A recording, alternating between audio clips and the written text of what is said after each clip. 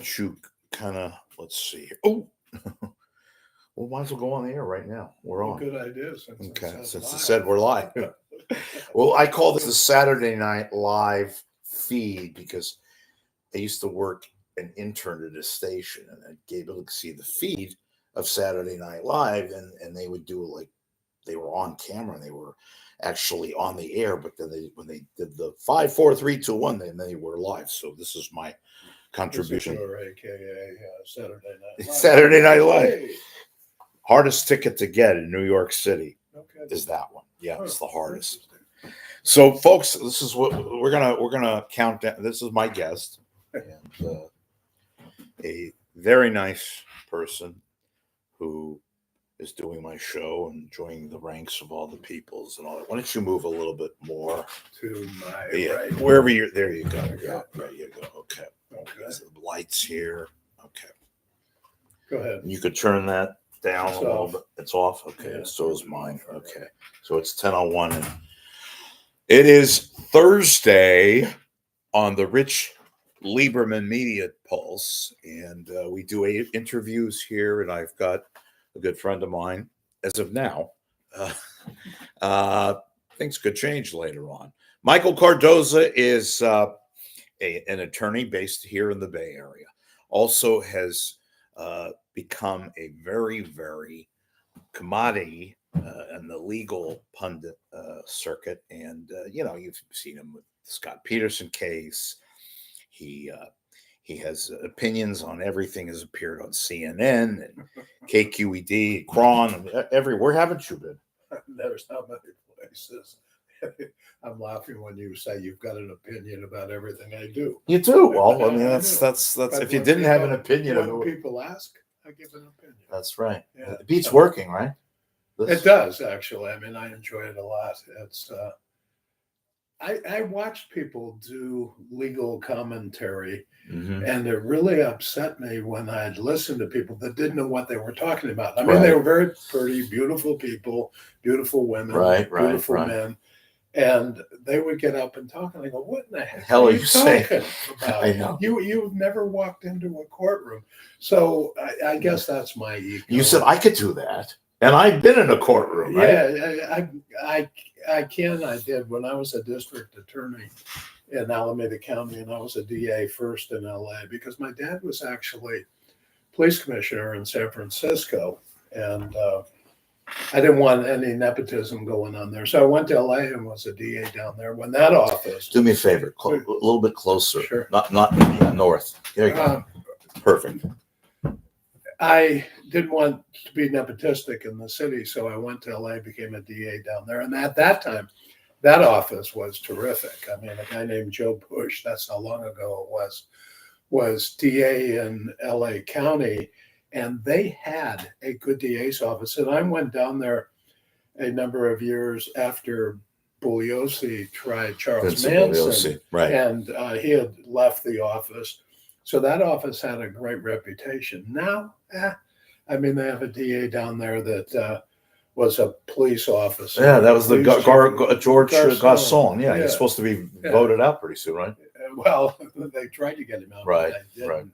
Oh. In fact, he became DA of San San Francisco. Yeah. When Gavin Newsom was Right. The mayor, and he was looking for DA because Kamala Harris, Right. who we all know, had become the Attorney General of California, Mhm. so it was vacant. So Gavin That's starts looking for DAs or a DA, and he was having a difficult time apparently, and he was seeking the advice of people. He said, "Hey, Chief of Police Gascon, come on in, let's talk." He came in, and I understand, I don't know whether it's urban legend or not, but he said to him, "Wait a minute, you're a lawyer. Why don't you be DA?" "Oh, okay." And I got to tell you, when I heard that, I shook my head because why are you putting somebody in charge of a DA's office that might have been, I don't know his police background. I think he was from Arizona, I think, then came to San Francisco, became chief of police. Right. So I go, okay, you got a great police background, but what the heck do you know about being a DA, and what yardstick do you have with which to measure whether a case is good or bad, whether it can be proved beyond a reasonable doubt? Mm-hmm. And Gavin said, "Oh, you're my chief of police. There we go." And man, it did fall apart. Well, did it fall apart from them? I'm not sure. It wasn't falling apart before. But he became DA of San Francisco. We know what a debacle that turned into. Then he took his show down to LA and somehow became DA, which shows me he's a great politician. And now they're fed up. They're fed up down there. I mean, the DA's down there.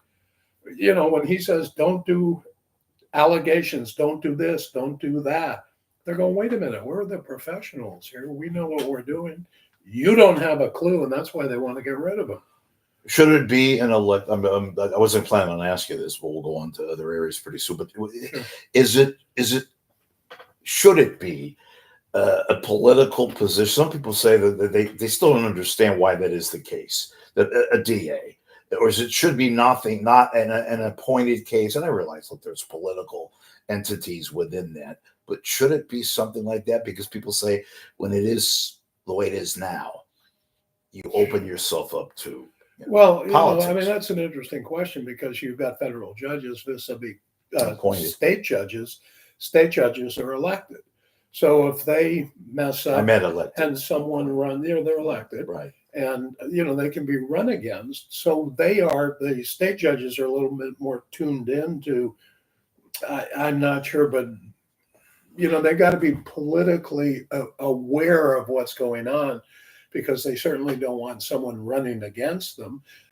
Vis-a-vis federal judges who are lifetime appointed. Right. And, a lot of attorneys laugh and say, "Oh, we're going into God's court right now," because they have more power than God over you, and nothing happens to them unless it's really egregious.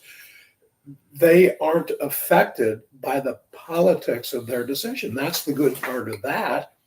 But then you get people in that are elected that don't know what they're doing. And it's just a political office. And we've seen politicians move from different offices when they term out. Okay, well, I can't be attorney general now. I think I'll be mayor somewhere. Oh, I think I'll be DA now. So you get politicians who are very good politicians and have beaucoup money that back them, but don't know what the heck they're doing in the job because they've never done the job before. So there's pros and cons to both sides. So you always see, it always says these shows, former federal prosecutor, former DA, former defense attorney. Which is harder? Is it harder to be more of a prosecutor or a defense attorney? No, they're different. I mean, it's really different. When I was prosecutor, and I did it for a long time in 3 different counties, because as I told you, I went to LA because of my dad being the police commissioner in San Francisco. He was the president of it. So LA I went to, then I came back to San Francisco after a number of years because I thought, okay, I know who I am. I know how I am as a prosecutor. I'm secure that I'm not going to get favors from people. I can do my job. And then I went to Alameda County, where I spent most of my time as a prosecutor. So is one easier? Well, certainly I used to tell. In fact, I know where the money is, right? Or am I wrong? It depends. Right. You're right. It depends how good you are, and you're dealing with criminals, so how much money do they have? But true. You asked the question about what's easier. Well, certainly as a DA, you have all the evidence. You got evidence, and it's like, okay, if you're any good, you should win a good majority of your cases. Anybody that says a jury is slam dunk, oh, this case is slam dunk, I want to hand them the file and go, why don't you get your butt in there and try it? Because of the vagaries of juries. I mean, look at OJ. I mean, people would have bet the ranch house on OJ's going to get convicted. Yeah, conviction. But they made a mistake in that case, moving it. That's a or did they? You opened the I was going to go there, but I wasn't. But it's OJ. They we'll do free flow. Free flow. They tried it in downtown Los Angeles. Right. The theory was that they wanted to make it where the most African Americans saw it. And they could have tried it up in the Santa Monica, where the crime actually occurred. Yeah, well, they didn't, because the way I understand it, my my people, the people in Our LA people, that I like you knew are. because I worked in Your the name is DA's Cardoza. office there. Yeah, hey. Bada bing. And talking to them, they said what happened was, now I don't know if this is legend or true, but this is what I heard from a number of people, that the sheriff went to the DA Mhm. and said, hey, look, we got big security issues here. You know, we try down Santa Monica. I can't supply the security and secure that courtroom enough, you know, to do my job. So why don't we move it downtown? And I think it was Garcetti was DA. Garcetti. And he said, okay, let's move it downtown.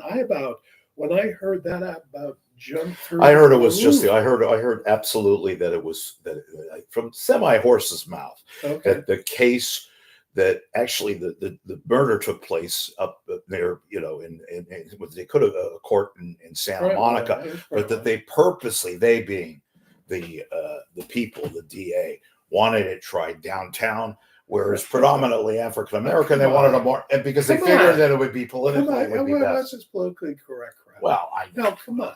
I mean, think about that. You're DA of LA County. You want to convict? You got a guy that's charged with murder, you know, of his wife, and you're going to say, "Well, I want to be politically correct here." What kind of thinking is that as a DA? It's an adversarial system. It happened there. That's where you should have tried it. You would have got a different jury for sure. But instead say, "Well, we want to go downtown to get a jury that might screw us." Why would you do that?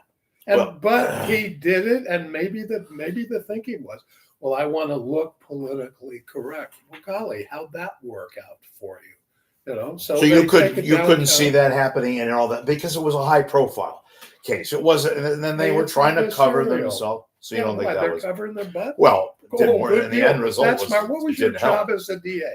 You filed that case. You believe beyond a reasonable doubt that OJ committed this murder, as most of the world does. Okay.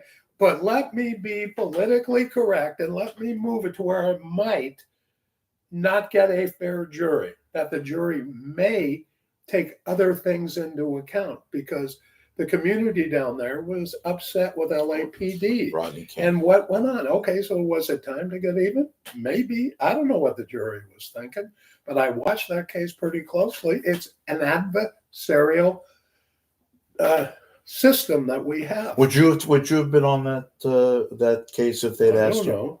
You know? What do you mean if I? I'm not part of the Cochran team. The defense.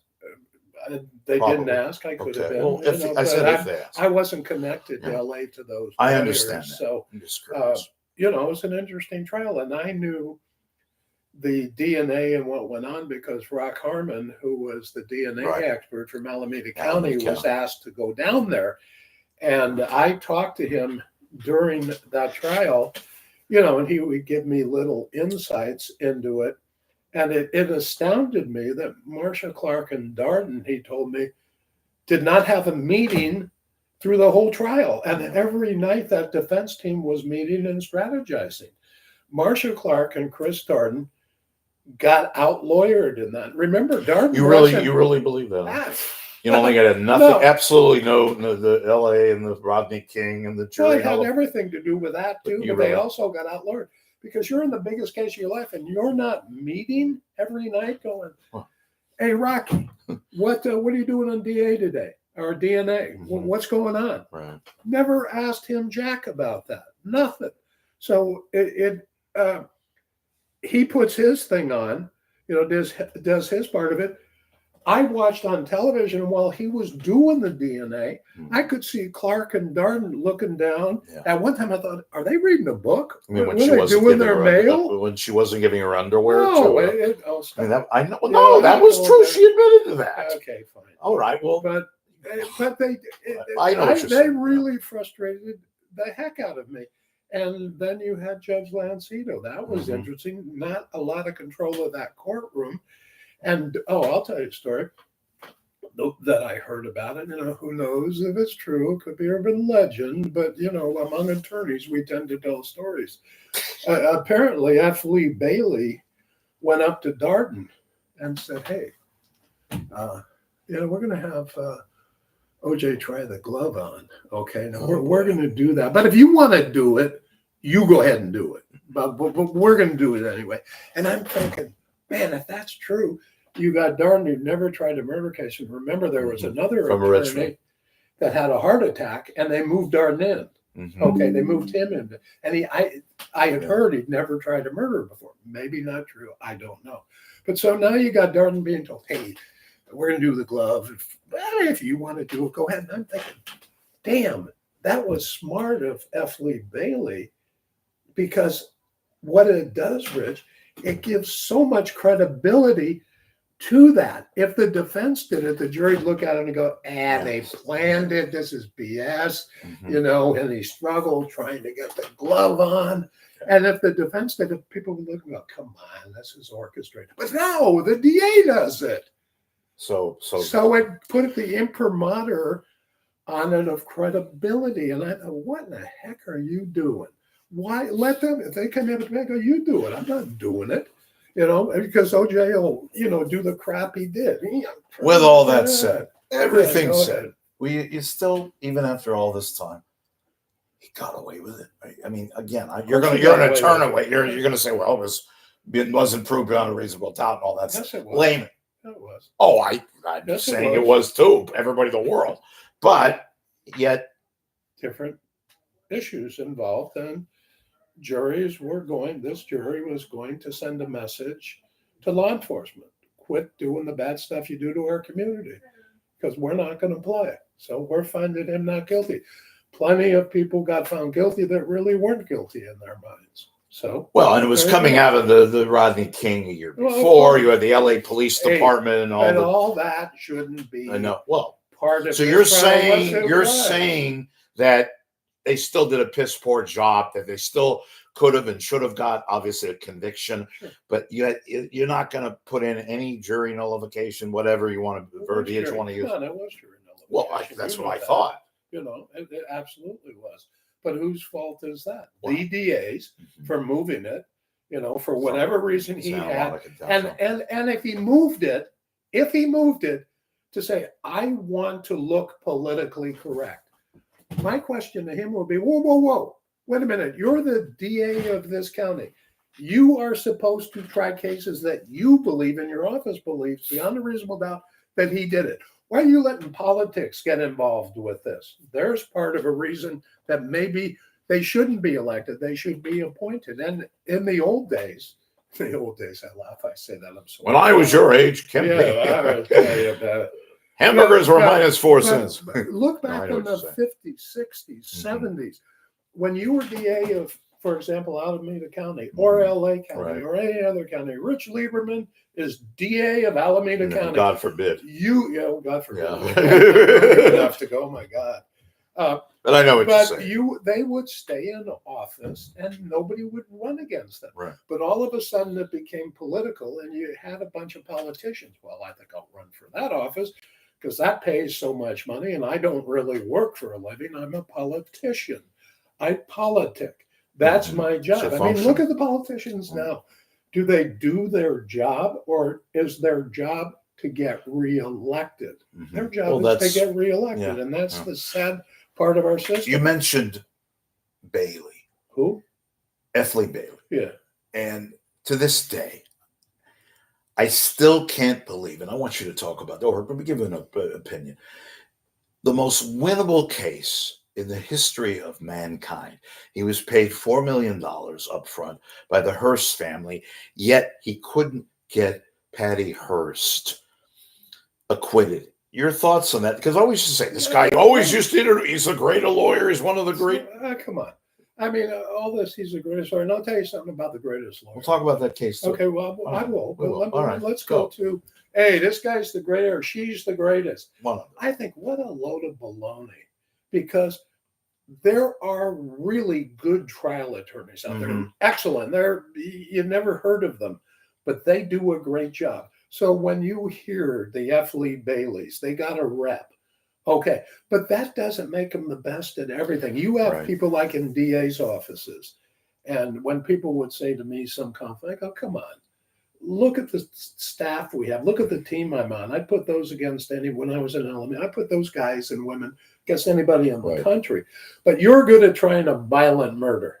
Okay, But now she is really good at a paper case, a fraud case, where there's tons of paper, and you have to prove that they defrauded and blah, blah, blah. Mm-hmm. And, he's good at a case where there's domestic violence. So when I hear, and I heard it one time, I laughed at a judge's swearing in. The guy that got sworn in got up and said, well, let me tell you, this guy was the best attorney ever. And I'm laughing. I actually got up and walked out. I said, you got to be kidding me. I said, he's good. He ain't that good. I could name 5 people in this room that are better. But, people get that rep. Sometimes it's earned, but they're only good at certain things. So when F. Lee Bailey went to try a case, and Patty Hearst, it doesn't mean he's going to, F. Lee can win it. Baloney. They thought he was good. They gave him $4 million. So what? So what? I know. You decided to give him the $4 million. He's very good. He gave you the best defense he could. But that's at the beginning of this talk we're having, the interview. Remember, I said that when people say to me, or I hear, this is slam dunk. No such thing.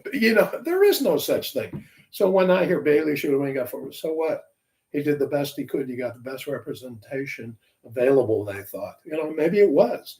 And he did it. I remember Bailey when he took a case on a lie detector test. Mm-hmm. Okay, there was lie detector. Mm-hmm. And in the case, he got the lie detector excluded. Okay, because he did the job and said lie detectors are not reliable. Right. And courts don't let them in. On the next case, he wanted the lie detector in, and he argued the other side and got it in this other case. So he was really good, no question. But was he the best ever? Could have been. So on He's the Patty, very good. He's really good. How did he lose Patty Hearst? I don't know enough about the details of it. You can lose it for all sorts of reasons. I had a case when I was defending. It was here in Alameda County. I had a client that said, you're not going to testify. We're in a good position. Mm-hmm. I'm testifying. I'm going to testify. I said, don't do it. And he said, I'm doing it. So we prepared him to testify. One of the things we told him was, don't get upset. The DA will poke and prod at you. Don't you come unglued on the stand. So right before he testified, I said, I really don't want you to testify, but it is your right. If you want to, I got to put you up there. I'm testifying. I said, okay, get up. He got up. We went through the direct, uncross, first 2 questions. DA, what do you mean? And he started to scream at the DA, and I'm looking, going, you just lost your case. I told you not to do it. Yeah. When the verdict came back and he was convicted, and let me tell you, a lot of attorneys don't tell you when they lose. They only want to talk winning cases. If you haven't lost the case as an attorney, you're not worth a damn, because you got to be ready to try tough cases. It's like a boxer. If you haven't lost a couple, you ain't that good. You may be fighting bums. I knew DAs that, I've never lost. And I'm thinking, yeah. Marciano. Every case, yeah. You never lost. Yeah, well, okay, I know what very you're few. But, at some point he lost a fight somewhere that he just wasn't talking about. Right. And I remember a DA in San Francisco, I've never lost a case. And I used to laugh going, damn, every case you have has a confession, a video, and it's such a lot. I don't know who the hell can lose it. And I'm like 12-0. And I go, that's not many trials, but you haven't lost? That's give me a break. The ones I respect are the ones go, yeah, of course, I've lost. Yeah. But you're gonna lose, and you get better because of your losses at times. But the records. Is this what you guys talk about when the court's not in session? You go back. What was the movie where they're drinking? They're having like schnapps with the judge, who I believe was it was the movie with played a white Johnny Cochran, Richard Gere movie. Okay. I don't remember. Okay, well, whatever. But when the court's not in session, you go back, you talk with the judge, right? It's not a thing's on the record or anything. There are times. I mean, I remember when I was a young DA. After every trial, I go, "Can we talk in chambers?" And because the trial's over, and I go, "What did I do good? What did I do bad? And how can I improve?" Because you want to hear it from judges. There are certain judges I wouldn't go to because I knew they never tried a case. I used to fight with. I remember. I was a DA and I tried a case. I don't even remember what it was, but I remember the public defender in the case did something, made an argument, and I turned to him during my closing argument and said, hey, what you said in your closing was not true. And you know it wasn't true. And I turned to the jury and I said, he's not standing up objecting to what I say right now or what I just said because he knows that he didn't tell you the truth. I said, and if you don't believe me, ask for a reread. Court reporters hate attorneys to do that because they got to dig through. And I said, ask for a reread because and I'm pointing at him, you didn't tell him the truth. And then I went on with the argument. The judge called me back after and said, they call me Cardo sometimes. He said, Cardo, yeah. Why did you do that? You shouldn't have done that. And I was like, okay, well, you might be right. I said, but at the moment, it was in the heat of battle, and he didn't tell the truth. And I said, and besides, I remember you in our office, DA's office, he became a judge. I said, you tried 2 felonies. And I tried about 40 or 50 by then. And I said, let's see how the jury turns out. In other words, I was blowing him off, going, I don't respect your opinion that much. Jury came back guilty. And, all attorneys have egos and arrogance. If you don't, just a little. You've got to, Rich, because no, of course, judges and juries beat you from pillar to post. I remember going home and it'd be like, damn, I got beat up by the defense attorney when I was prosecutor. The judge wasn't very nice to me. And what the hell is this jury going to do? So you go home and you're like, and when people go, hi, how was your day? You go, what do you mean? How do you think my day was? You get on edge. And you mentioned, I want to do a little, we're going to go across the board. I want to talk to you about Scott Peterson, but first, Douglas Schmidt, that name rings a bell. Yeah, sure. Okay. I still Twinkie defense. Twinkie defense. And for those who don't know, the two of you don't know what I'm talking about. So Doug Schmidt was the attorney for Dan White, who, of course, acknowledged he killed Moscone in Harvey Milk. Right. I still am fascinated by that case. Still, and you said there's no slam dunk, but he thought that was a slam dunk. Yet. No way. Now that was and it's almost obscene to say it because it was two people were killed, but and as far as I know, he's still practicing law, but he got the so-called. Well, Jimmy Collins was his partner who became a judge. But go ahead.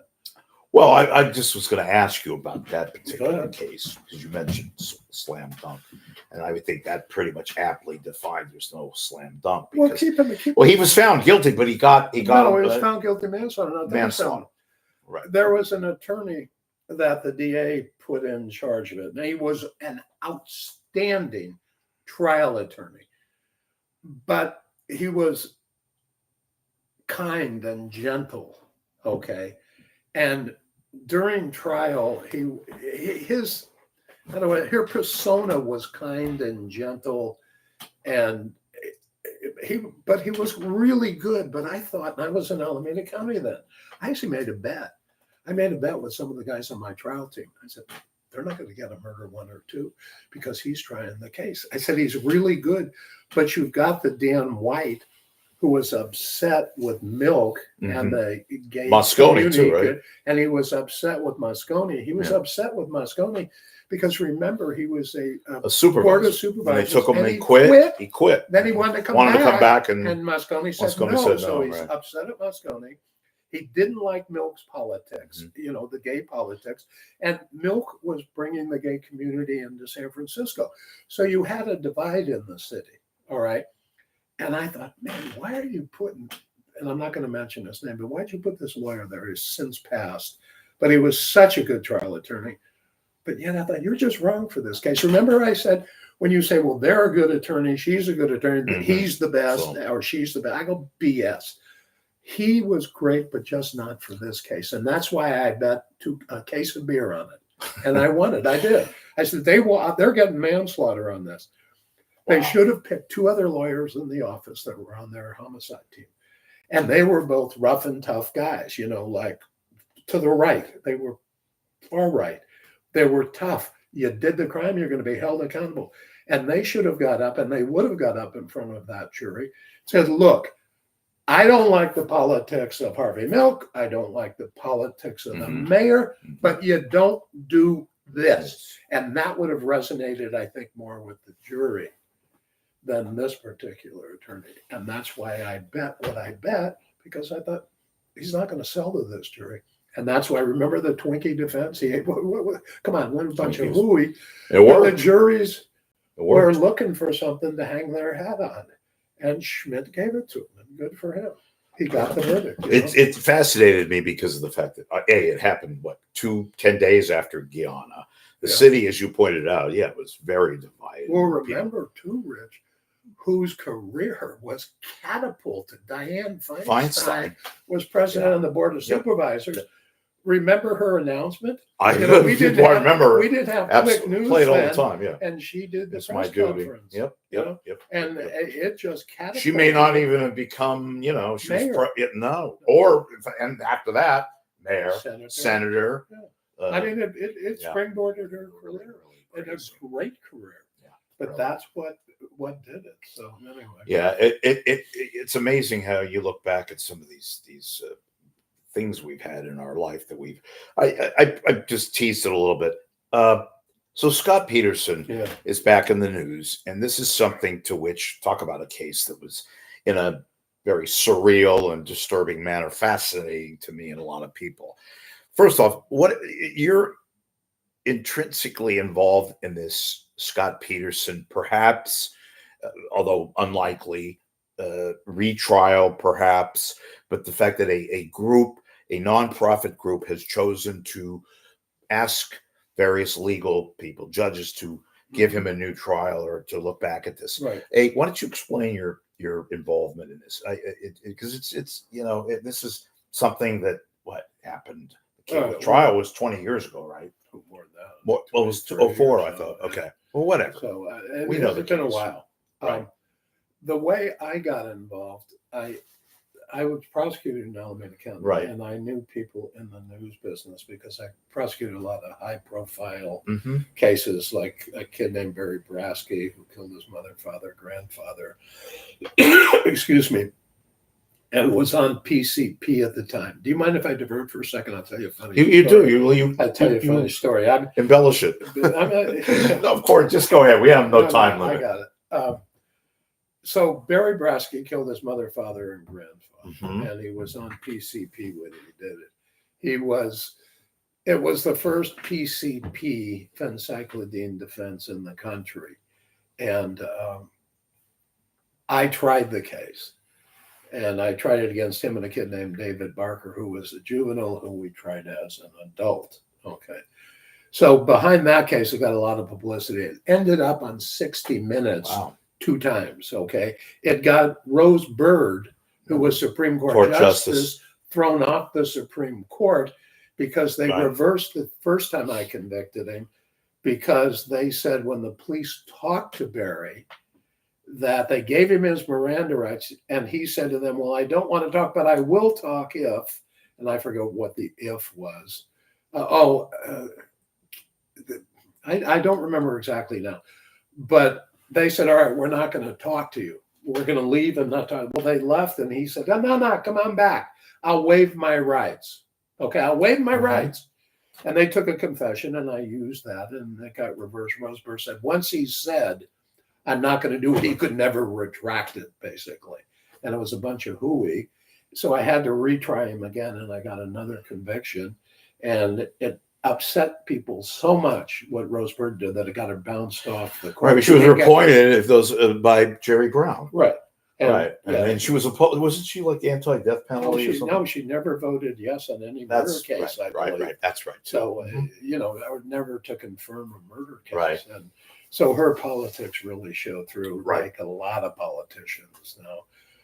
So anyway, because of that, and I'll tell you a funny story. I'm in my office one day, and my roommate or office mate was there, and I get a call, and I've gotten so many calls about the Brasky case because the news was interested. Right. And I'm talking to this guy, and I'm preparing another murder case, and I put the phone up, and I'm like, yeah. And I'm actually not paying a whit of attention. Yeah, good. Yeah, you're doing, and I kept doing Playhouse 90. Then I went, wait a minute, hello? I said, I'm sorry, I missed the last question. I said, and this after like 10 minutes. Mm-hmm. I said, who are you again? I said, oh, this Dan Rather. And I went, Oh God. my God. I said, oh, hi, Dan. How are you? I'm Dan Rather. Yeah. I laughed. And when he actually came to the office because they did a segment on it, 2 segments. On 60 Minutes, yeah. He was so nice and so kind. And still alive. He was wonderful. And anyway, that's how I sort of springboarded into doing legal commentary. Okay. Because that Larry King, CNN then wanted a legal commentary. You can't say it, from Michael. the Bay Area. You can't say it legal. Larry King, Schenectady, hello. I'm with Michael Cardoza, Cardo. Yeah, all right, go ahead. I had to do that. I laughed one time. And that's all right. We got no time. We're schmoozing. We're having coffee, and the kids are. I go to Washington, D.C. for, I forget, some big dinner. I mean, like 1,000 people. Know. Larry King's on a panel up there. And remember Nancy Grace? Of course. Well, Larry was not a big fan of Nancy Grace. Oh, yeah. We probably he couldn't. It was like Larry liked blondes. And anyway, I'm walking up. I'm going to the bathroom. They had an intermission. And he's at the dais sitting on the table with all the big people. Yeah, right. And I'm walking all of a sudden there. Cardo. Yeah. And I go, oh, that's Larry. Go, come up here. Come here. So I walked up and we talked. I laughed as I went to that. I go, golly, that was Larry King yelling to me. I go, I'm nobody. But he's yelling. Why didn't he like Nancy Grace? Because he loved every blonde. Because of politics and her thinking. And everybody was guilty. Remember, everybody was guilty, and she affected a lot of lives. She had a personal tragedy, and it was just I'm not a big fan because I did it, and she's kind of disappeared from the domain as well. She should. But Larry loved blondes. But anyway, I know. Well, he's dead. Number one. Well, I know him. I was not involved in this. Well, I was. I was. Well, you tell stories. Well, I could. I don't. Out of first pass. He's on television, so he's doing hemorrhoid commercials on overnight cable. And gotta pay. I love being on the show, but that's how I got involved with Peterson. Right. Because right near, and I didn't understand. I did not understand why at the end they said, the defense team said, we need somebody to do a mock cross-examination of Scott. And they came to me.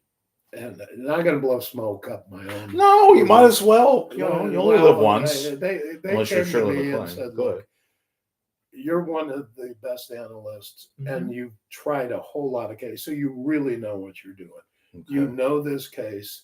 Will you cross-examine Scott in a mock? And I said, ooh, wait a minute. If I do that, I go off air. Because now I'm part of the defense. Well, I can't disclosures. Well, people will be. And I understand. And we talked, and they said, well, you don't have to tell anybody. And I said, no. I'm telling you. I'm not doing it if I don't. And I'm telling Judge DeLucchi first. So I was on Today Show, CNN, and a bunch of other things. And I went to each one and said, look, they've asked me to do this. I said, but I'm not sure you can keep me on air. Because then I'm part of the defense team, and people will scream and yell I'm biased, which I'm really not. Yeah. But I told them, and they all said, "Oh no! Please do it." And I said, "Okay, as long as you guys are good with it." Now, I thought, and everybody else thought, that I talked to all the big producers in each of those different networks. Right. They said, "Well, the trial's only going to be like that's his phone, not mine." Go ahead. All right. So anyway, I cross-examined him, did a mock cross in the jail, and the defense team made a decision they weren't going to put him on. I cannot tell you what happened because it's attorney-client stuff.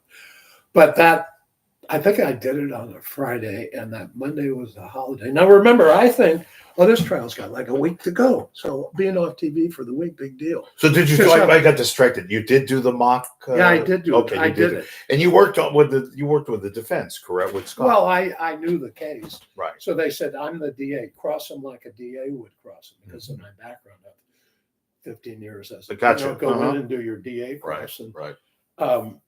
I remember they said, well, why don't you come on in early? You can meet him. And I laughed. I said, I'm not going to meet him. I said, what are you going to do? Introduce him to the DA before he Well, I'll have a couple testifies? of pops I with him. said, no. Yeah. So I went in and did my job, and they made a decision after I finished. So you met him? Well, I didn't Yeah. say a word to him. I sat down with him and Okay. said, good morning, Miss Peterson. And what did he say? Then I, So he was normal and all that yeah, stuff? well, sort Okay. of. And I got it. anyway, I did the cross. And then that Monday, I told the DAs, I said, look, we got to go talk to DeLucchi.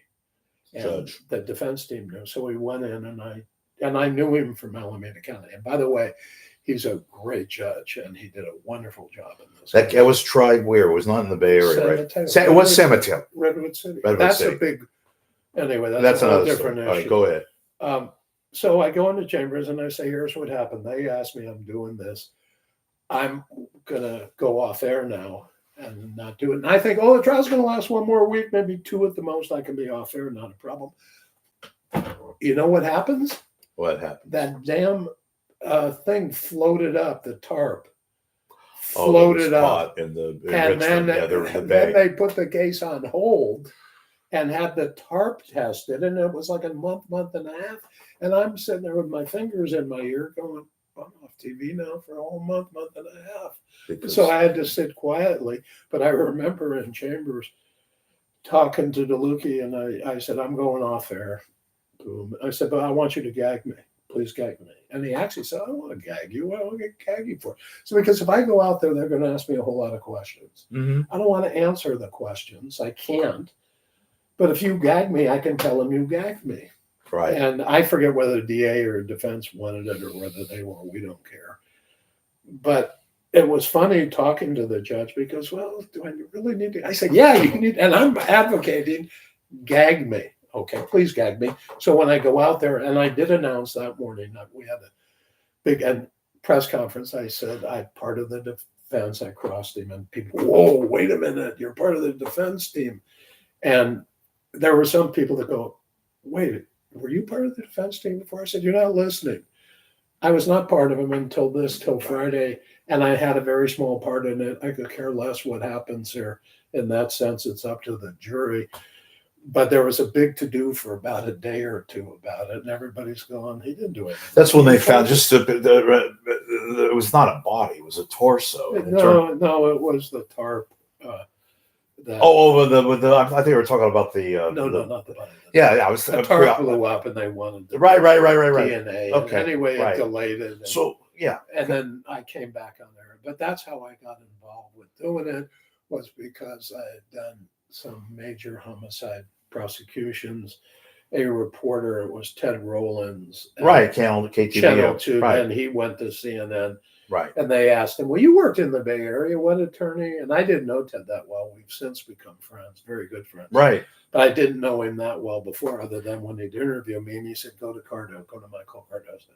And they did, and they said, well, be on Larry King, and that sort of shot it all up in the air. You enjoy that more than the practice? Or you're still practicing law, but you like do both? it a lot. I mean, Okay. I've Yeah. always thought I'd love to do a show, because a lot of times when they just give me little snippets, like I enjoy this Yeah. because I can tell stories. Yes. I can tell the way it is. It's not like a small 15, 30-second soundbite that I do, but I will You can do embellish that. a little bit. But like now I do Cron in the city, and they've given me about 10 minutes every 2 weeks to just chat about low. I like it a lot. And I always wished, I go, God, watching people on TV, I go, God, I've got a lot more experience than you, and a lot more stories, and a lot more understanding about what really goes on. So I would love to do that. Did you knew Garagos fairly well Yeah, I knew before Mark. that? I knew Mark. Mark's a really good guy. And he's still I really practicing. like. Yeah, he still does. Right. Yeah. So before we get back to let's get back to Peterson, because this is a big case now, and it's Yeah. even though now, so we know you're involved, and so now it's come to light. I guess this broke about a year ago, where some nonprofit legal foundation, I guess, that has been in the past in the news of fighting various causes, they've taken an interest in this case to inform you, the public, and they're fighting to get Scott Peterson a new trial based on jury issues and other things. Tell us where that case, in that sense, is at, And I want to ask you a few questions about Well, they've gone through motions, and what their latest was a discovery motion, it.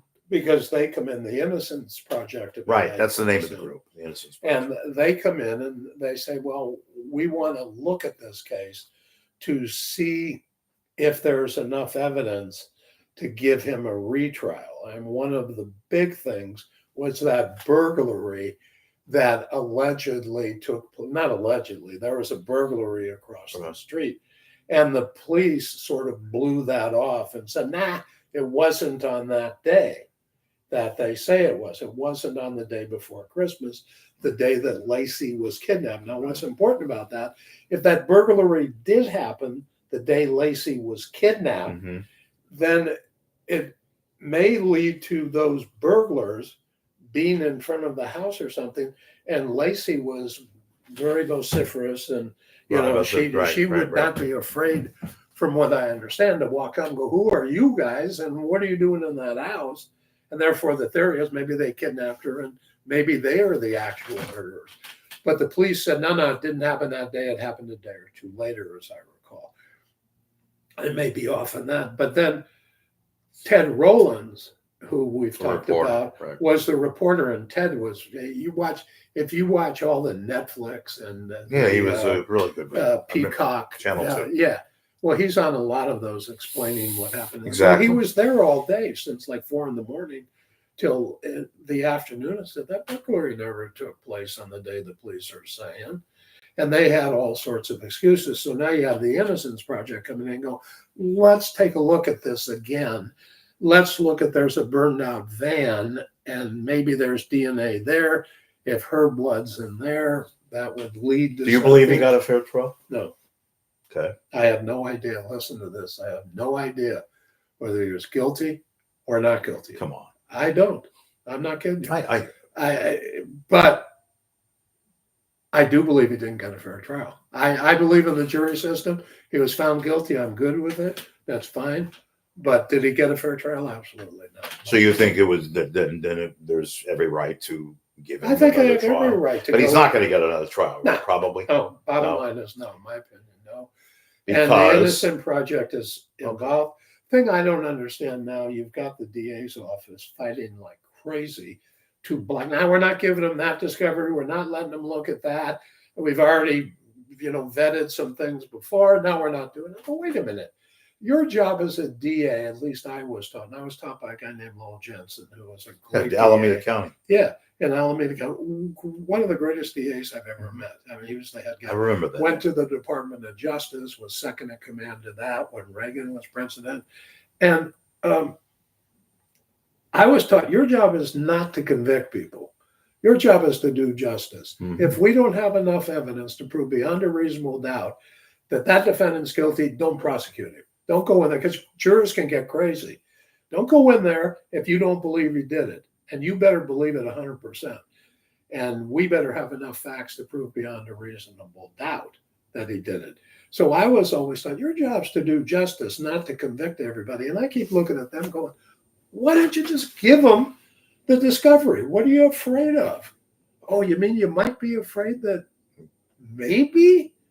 So I go, but I don't like the way they thought. But the judge said now, give them certain bits of evidence that you wouldn't. But Peterson himself, and I know you can't disclose this because you were working, but he hasn't met with attorneys to say, hey, those things you just mentioned, if you didn't do it, I'd imagine that you'd want that known, would you not, with your counsel?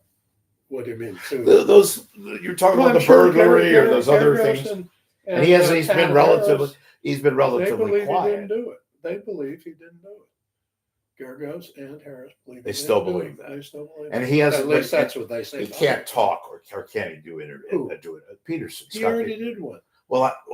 He did one where I saw mistaken. him doing something on Peacock or something, where he actually did. He did do. He did an interview. Okay. Janie is. So where's the case at now? They're going to keep looking at the evidence. Once they do it, they'll then bring a motion for a new trial, and the judge will deny it. And what is San Mateo County for that? What do they have Nothing to lose there. by just? Well, unless they just don't want to, it's their version of what, double jeopardy, perhaps. well, it's not San Mateo County. I mean, It's San Joaquin County. San Joaquin County. They're the just original. happening. It'd be like, they had a I'm change. going to use your house for vacation. I But forgot. you got nothing to do. Change with was it. a change of venue. Yeah, That's but right. they have to pay tried. money. San Mateo County, has bailiffs, and they're paying, so they come out of pocket. I forgot And about that. Was one of the big, and they moved it to San Mateo County. Yeah, people ask me why do you think you didn't get a fair trial? I will start with why they move it from Modesto To San Mateo. 80 miles away. You got the same Jury television, news area, basically. So it wasn't, we can watch TV stations from there. They can watch Bay Area TV. And NorCal was so super invested in Scott Peterson. Excuse me. Everybody up here had an opinion. Mostly he did it. When you talk to people, hey, he did it. I thought he did But it. the heck, hey, come on. Of course he did it. Everybody had an opinion. I thought, whoa, Chief Justice, you're moving it 80 miles away, that's all. Should have been moved to LA, in my opinion.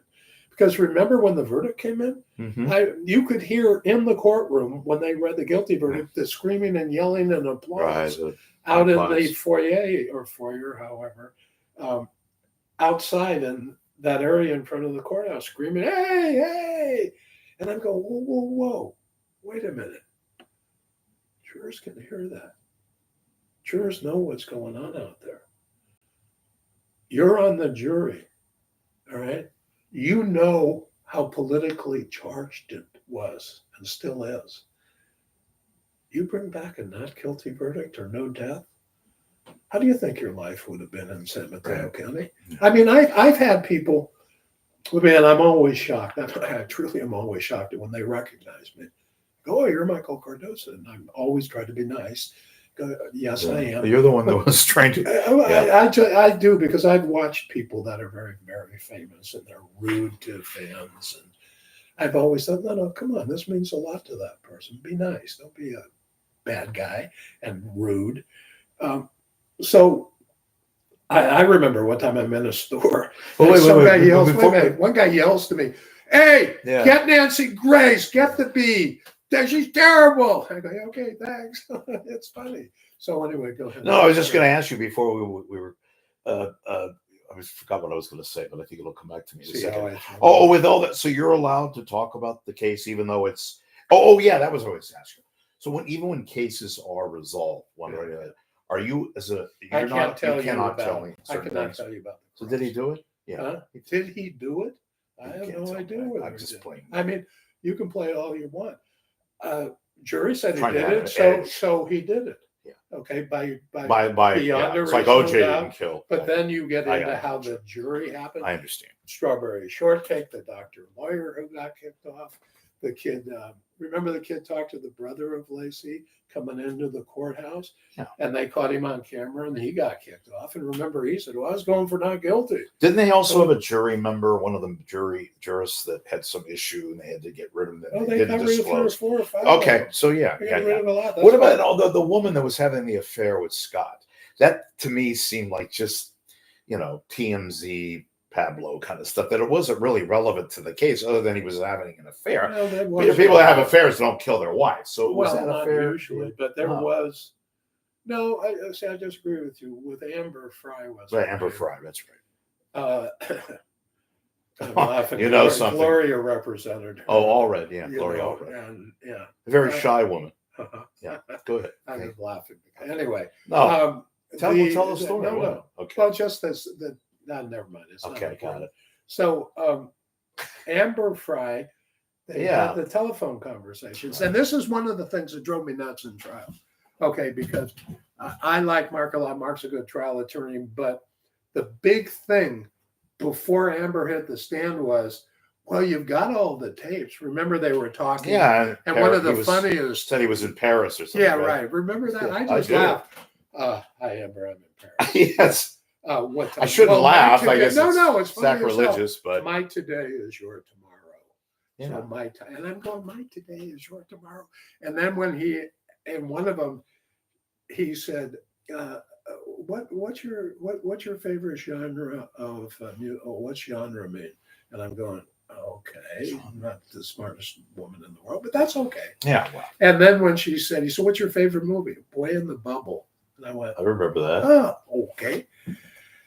Oh, What? she wasn't exactly going to appear on Jeopardy, right? She was No. not the brightest. So, but whatever. But what they talked about was important because he said, oh, my wife died and she passed away.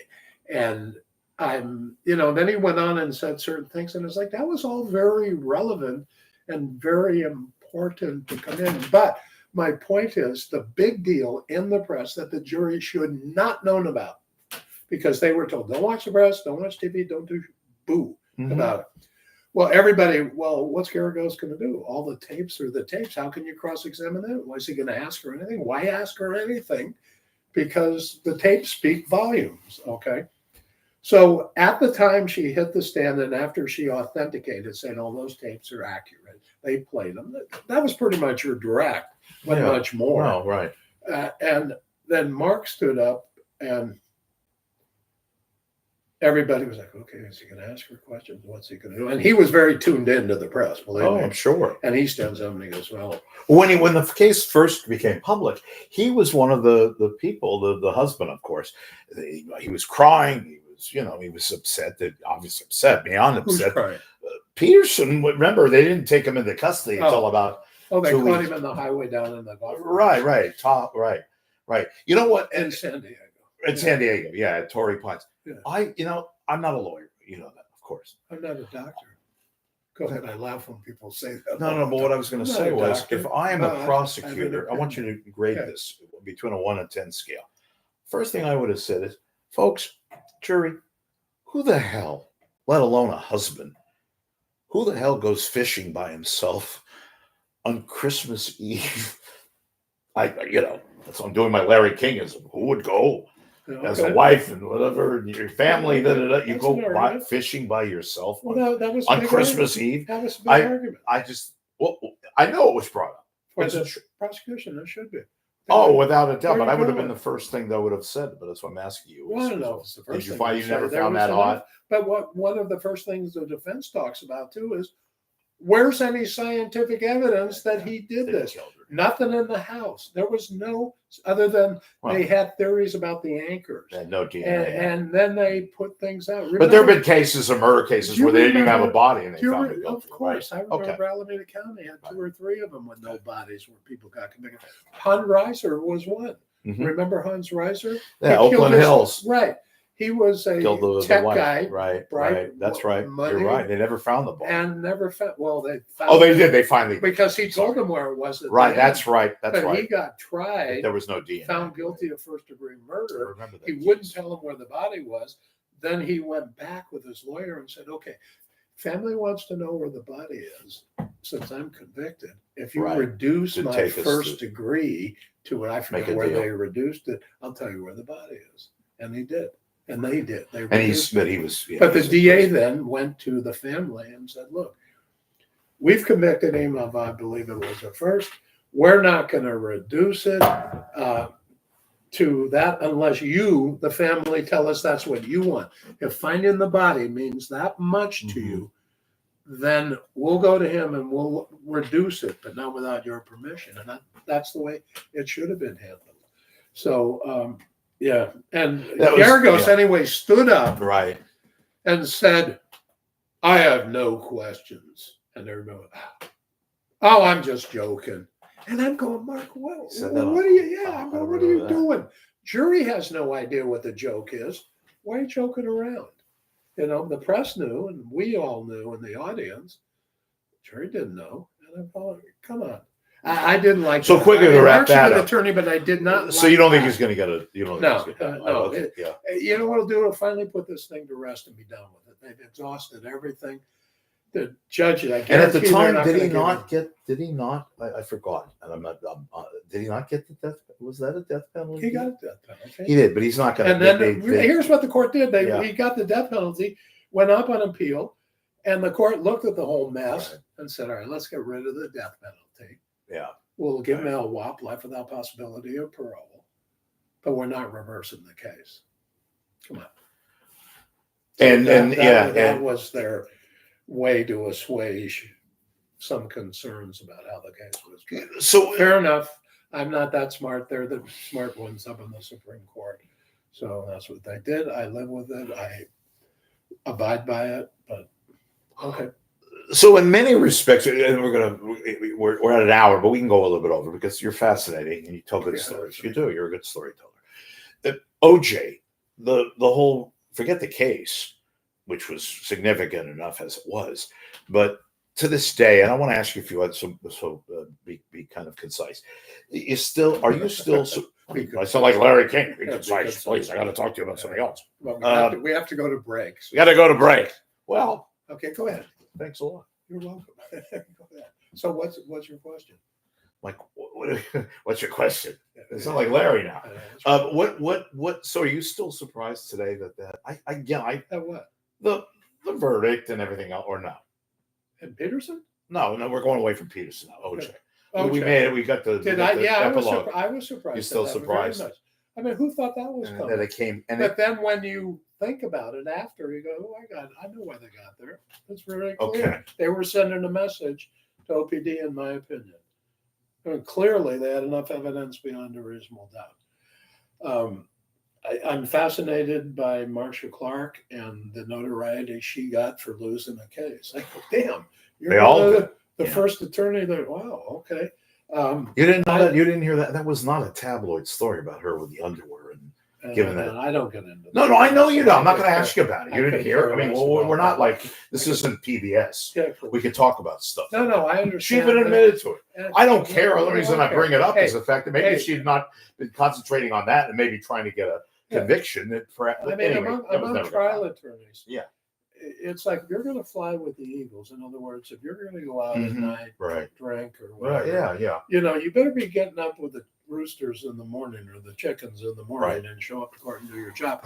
Right. During a trial of that magnitude, nobody should. It was a trial of the century, and that bothered me in some way. I'll give you a good Larry King story. He told this to me, and it is absolutely the truth. I can tell you this.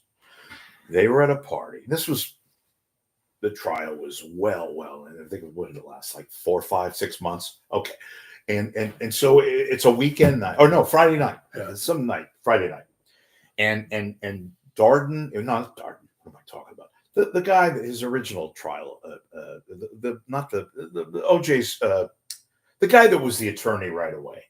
I know who you're the older about. Yeah. I'll think of his name, but yes, the guy, he had this older man, the guy that does the advertisements on TV for the Wilson Trust. Yeah. It was Cochran hadn't come on aboard. No, they brought Cochran came on aboard after. It was the old guy, had the dark hair, and he had. Anyway, we all know who he is. Yeah. It'll come to me in a second. So this is what happens. And Larry King. No, well, whatever. Anyway, you're all right. Me, you know what you're not you. Well, go ahead. Anyway, I'm old. I'm feeling like I'm old. No, so they're at a party, and Larry's people out there are yelling. I know who he is. What's wrong with you? Well, too? We're right. You got a keyboard. But anyway, so he's at this guy that we can't think of, and Larry King, and he probably just did Larry's show. That's Kardashian was part of it. It wasn't Kardashian. Kardashians I know. Yeah, that other guy. He died. I know he died. The attorney died.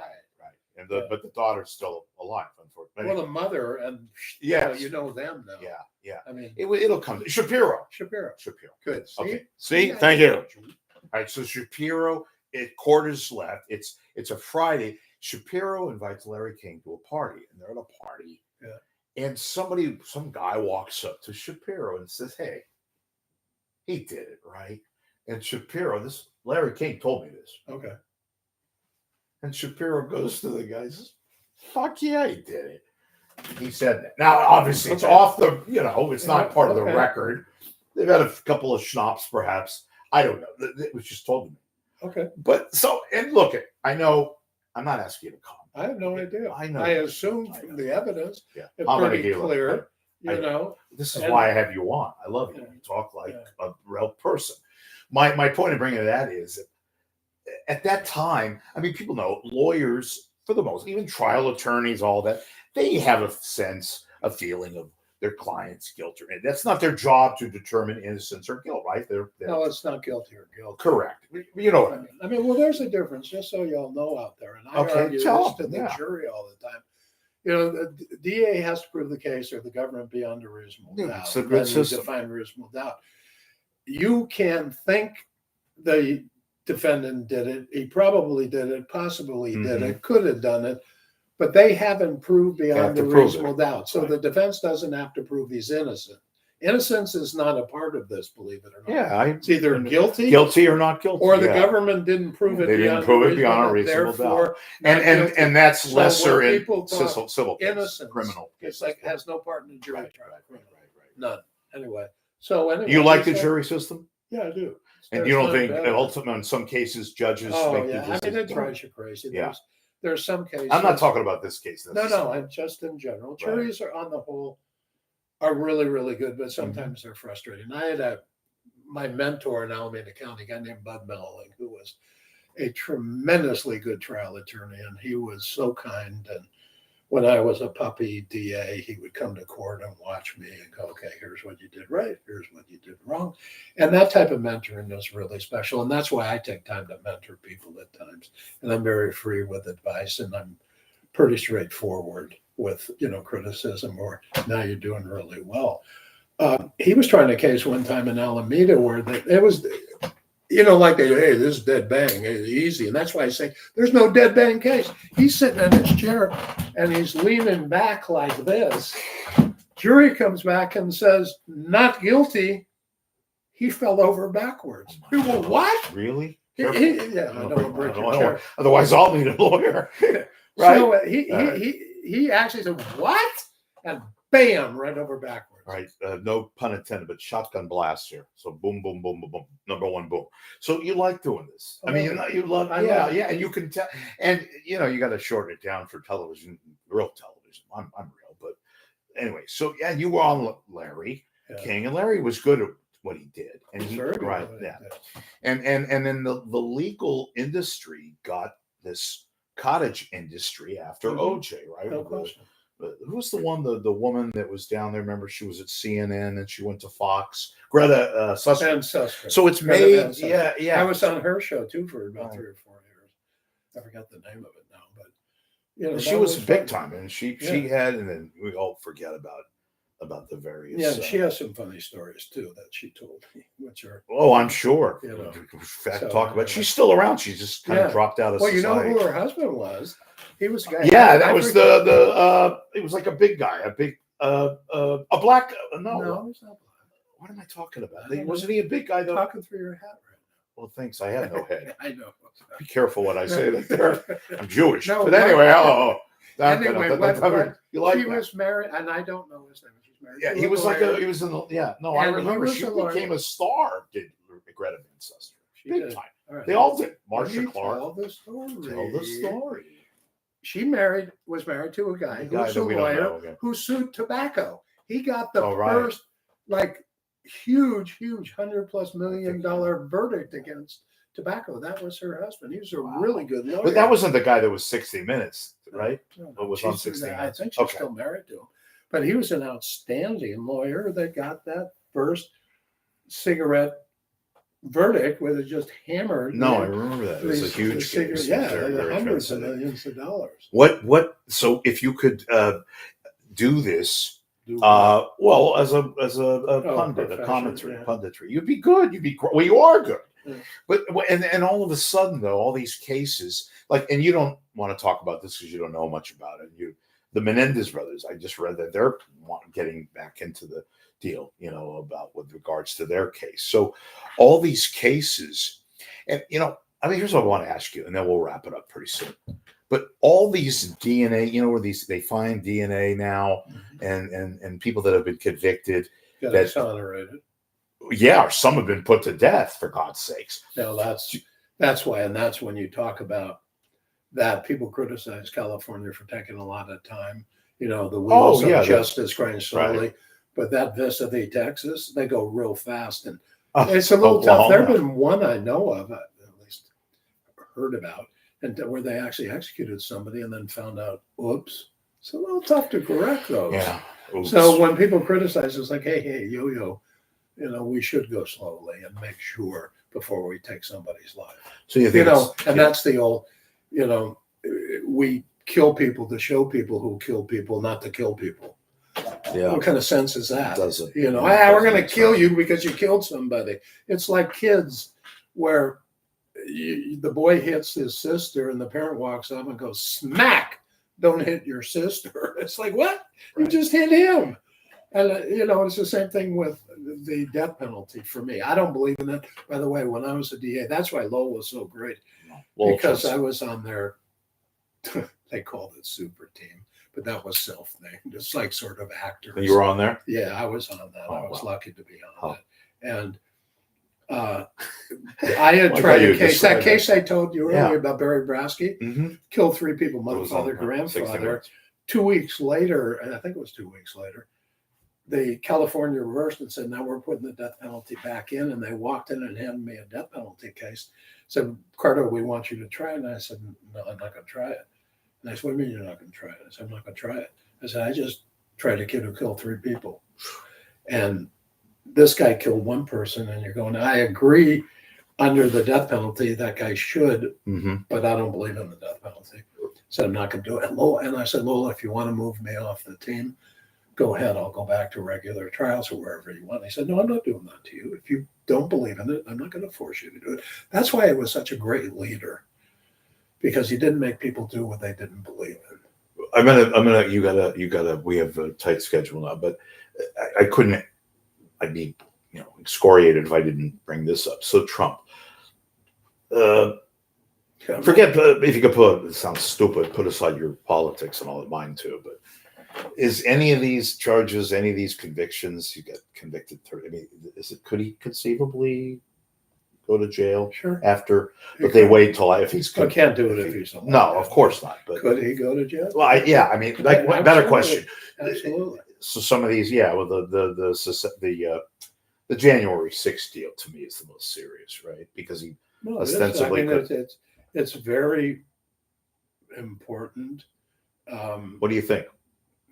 I don't want to get That's a into tough deal. I don't want to get into it. I don't want to No, get I into understand. And I know Kamala Yeah. too. Yeah, I mean, my You do best know her, friend, yeah. my best friend was. she's qualified to be president, right? Of course. I'm not going there. No, I didn't mean. I'm not trying to try you. It's just. I'm on the I fence. don't like the politics. Well, that's People good. that are politicians I know. are politicians. It's hard. I'm not going there. That's good. I'm Good not going answer. there Good with you. answer.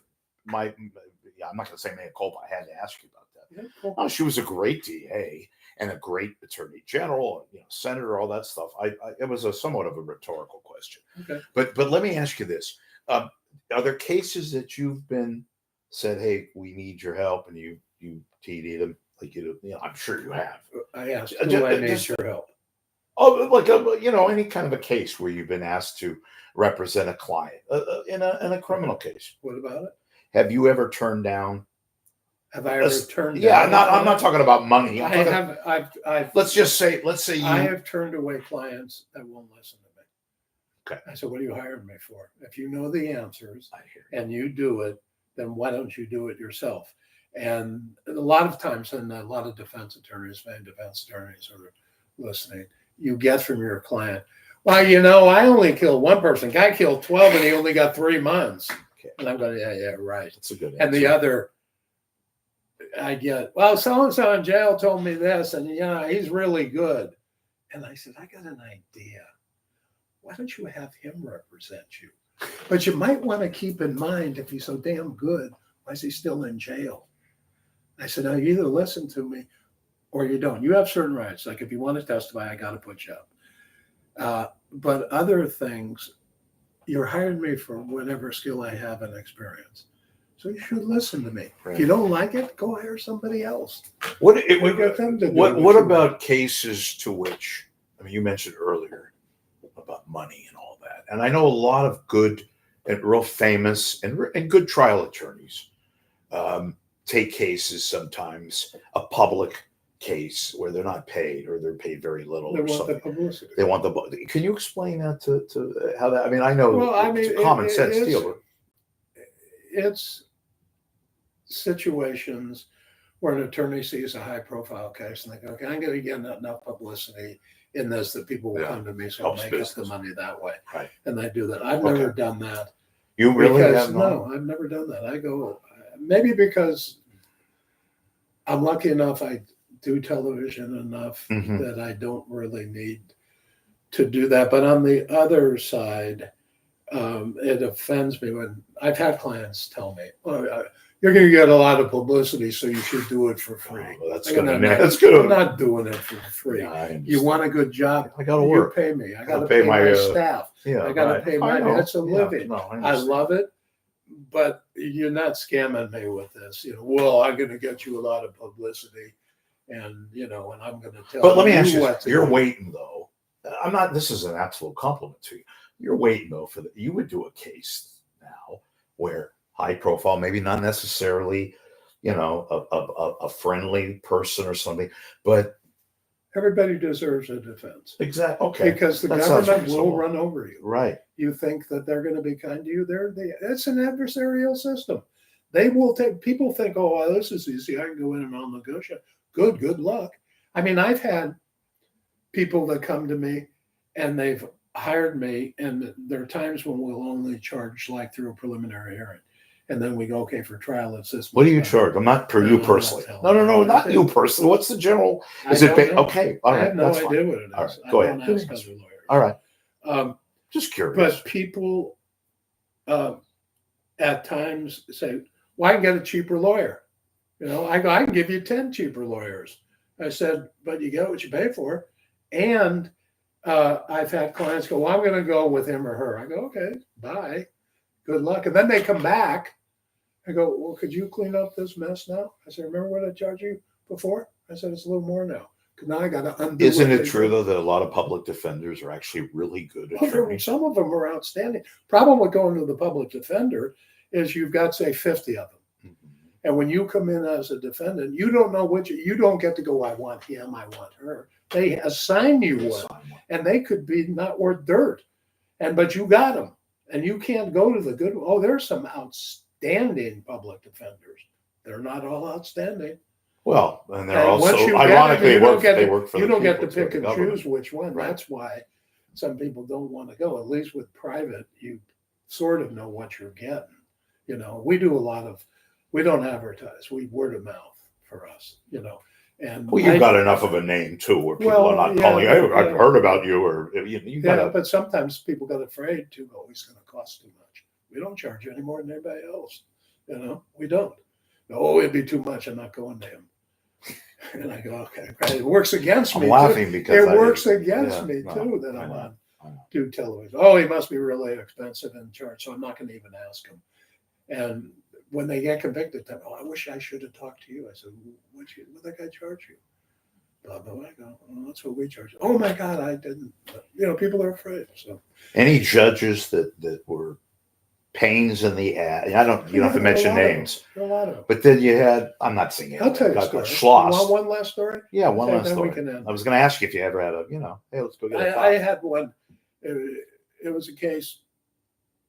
Judge, no criminal experience, but they appoint him to the bench. Okay, and I'm like, okay. Right. Oh, they're supposed to be really smart. Okay, good deal. And sometimes I wonder if they ever heard of the evidence. Because most judges are good, but there are some. Anyway, I understand. I'm in a motion to suppress. Cops on the stand, and I'm cross-examining. I said, "All right, so you're driving down the street, and there was a search warrant going on this block." "Yes." "And as you were driving, the lieutenant there or sergeant called you on the phone or whatever and said, 'Hey, I just saw X, a drug dealer, drive by. Go stop him and search him.'" And this is all on tape. I got it on the On the record. police. Yeah, gotcha. And the guy said, "Well, I don't have probable cause to stop him." "Make something up. Do it. Stop him. He'll have drugs in the car." "Okay." But now all this is being played in court for the judge. And the cop stops him. The street cop stops him. Gets out of the car. And I'm crossing. I said, "All right, so you get out of the car, you walk up, and you got your gun out because you know he's a drug dealer." And so I'm like, "Yeah." Said, "Do you remember what you said?" "No." I said, "Well, I got the PDRD, Police Department Recording Device. That's your camera in your car." I said, "Let me show you." And the camera says, he walks up and he goes, "All right, buddy, get out of the car and undo your seatbelt." Well, that's why he stopped him. He didn't have a seatbelt on. Okay. That's- Now I've got him saying, get out of the car and take your seatbelt off. Judge, you should probably suppress the drugs you found in the car. Oh, no, I'm not going to do that. Oh, because, okay. No, I not gotcha. because of what? Because I'm going, what are you thinking? What do you mean? Stop and make up a reason. So lie, basically.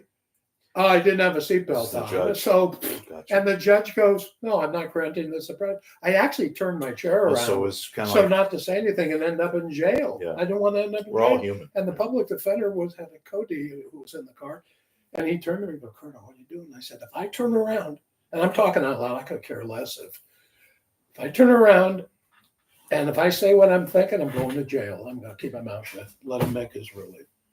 It's terrible. I mean, those are some of the judges we have. You know, a judge that I knew, and we're going to wrap it up here. Okay. And I know you probably know this story because it was very, well, it wasn't well known, but it was well known amongst lawyers. And Stanley Gold, do you remember that? Of course. Okay. Dan was So great. I'm good friends with his son. And Yeah. Stanley Gold, ladies and gentlemen, he's now deceased, but he was a longtime judge in Alameda County and Jewish. And therefore, when there were capital cases and it involved the death penalty with regard, and death penalty usually meant gas chamber, he recused himself because he had family that were Holocaust. And I still find that amazing. And I mean amazing, you know, what I'm talking about. Stan did. Wait a minute. Stan did death penalties. But not when it involved gas Actual chamber delay. He may cases. not have sentenced them, but I'll tell He you what, recused himself he on was- gas chamber cases. I don't remember that. I do. I tried a bunch of cases with Stan. No, he didn't recuse himself. It was I think at the time He was one. I was sitting in jail because there was a time in my career in Alameda I ran the calendar, which means all the felony cases in Alameda went through Stan's court, Mhm. and there were judges all over the state that would call him and go, "Hey, I got a death penalty case. Right. How do I do this?" pretty- he was the yeah. guru of that. Oh, he was. He was. No, he was Alameda. great. And he was one of the few judges Didn't do gas with chamber. big those. cases. He may have done others. I remember because they had master calendar court and they'd send them out. Both the defense and the prosecution would want Stan on big cases because they both knew they'd get a fair trial. Hell, I remember one time in front of Stan, the defense did something. I objected. And I went, you know, rah, rah, rah, Right. and the judge said, "You're right." And he chewed out the the public Did he? defender, Wow. chewed him out in front of the jury, and then turned to me and chewed me out. And I'm standing there going, thinking, what did I do? I objected. You sustained, and you gave him a piece of your mind in front of the jury to not pull that crap in a courtroom. At the recess, I went back in the chamber with the defense. I said, "Come on." I walked out and said, "Judge, why'd you yell at me?" His response, which I accepted, like, "Oh, okay, that makes sense." Because, well, I got on him so bad, I didn't want the jury to think I was biased, so I took a piece of you, too. He said that. Wow. Yeah. I went, okay, that was cool. That's how good he was. I Because I knew his son he is was- which is one? Ivan Gold. Yeah, well, Matt's his son, too. Yeah, he was Matt's Matt, retiring. yeah, He's legal a community. really good DA, too. And Anyway, real rapid fire again, no pun intended. But this is the last one. last one, folks. Hey, we're not on. Yeah, go ahead. Pamela Price, district Get attorney. her out of here. Okay, She's that's all I terrible. had I to mean, say. she just, Mario Gonzalez, who was in front of a And by the way, Pamela Price is the DA of DA Alameda Alameda County. Anyway, and Under she recall. came in on a platform of I'm going to get police officers and prosecute them. Well, she just messed one up because her office didn't file in time, and so now she can't prosecute. law And now enforcement. there's an article came out this morning that said there were 1,000 misdemeanor cases that she didn't prosecute because they missed the statute of limitations. She's got to get. Look, I can say move this. out. She's got. I'm going off topic. It's dereliction of duty. I live in Alameda County.